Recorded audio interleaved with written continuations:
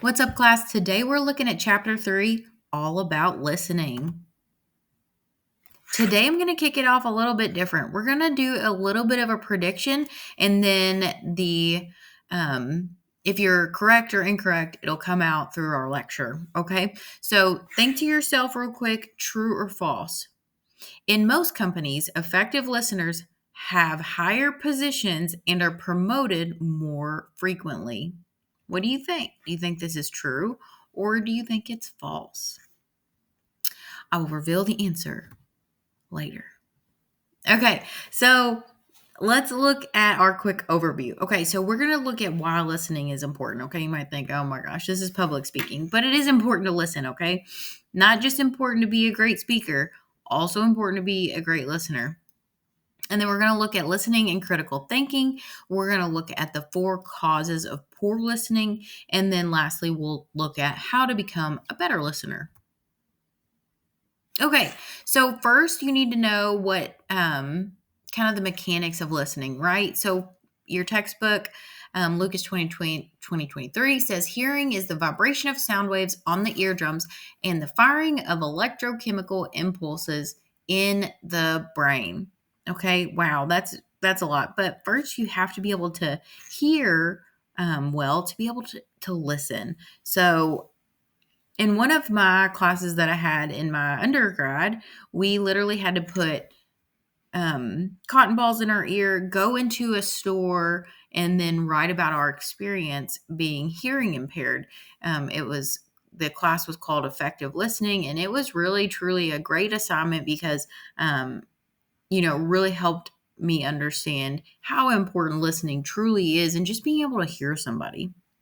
Anywho, all right, so listening is paying close attention to and making sense of what we hear. Okay, so just some fun facts. Okay, according to Lucas 2023, more than 60% of errors in business come from poor listening.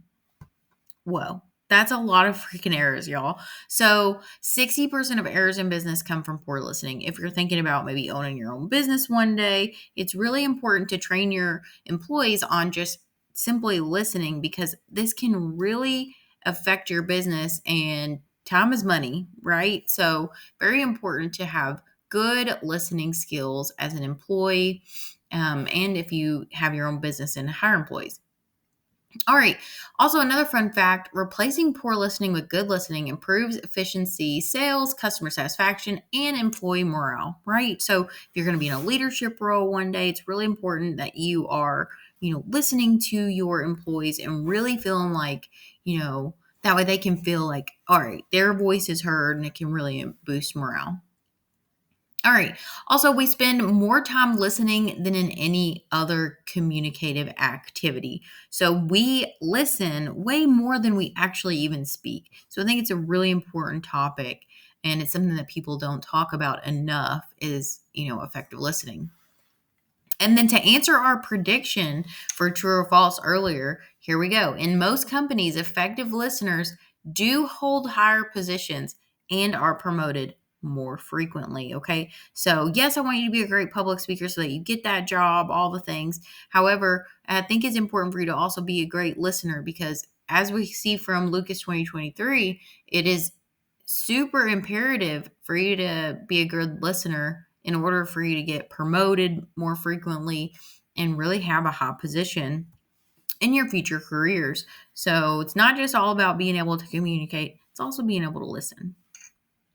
Okay, so now let's look at 4 different types of listening. Okay, so there are 4 different types. There's 2 that we do more so in this class, but in general, there's 4 different types. So let's look at those. All right, number 1 is appreciative listening, which is simply listening for pleasure, enjoyment. This could be listening to the music, listening to a podcast, and things like that. Then we have, how do I say this wrong?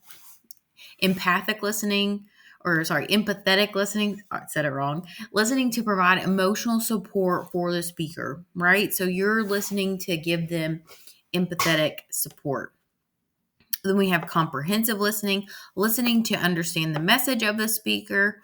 And then number 4, critical listening, listening to evaluate a message for purposes of accepting or rejecting it, right? So usually when persuasive speeches, right, you got to be listening critically because you're like, should I accept this or should I reject it? Okay, so 4 different types: appreciative, empathetic, comprehensive, and critical. Okay, the 4 different types. All right, so now we're actually almost done with our lecture, and it's short and sweet today, but there are 4 different causes of poor listening, and some of these are really going to be super easy things that you already know. So I'm not going to harp on these too much, but just simply not concentrating. So according to Lucas 2023, the brain can process 400 to 500 words per minute. However, we only speak 120 to 180 words per minute. So if you do the math, that is a lot of spare brain time that you have as a listener, okay? So your brain can process 400 to 500 words per minute. But if we're only speaking, like if Miss Brown's only speaking 120 to 180 words per minute, then your brain has like 320 words of spare brain time. That's a lot.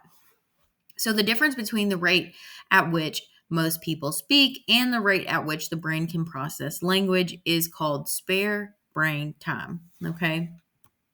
So that's number 1. Concentrating is the first cause of poor listening. The second one is just simply listening too hard, right? You're trying too hard.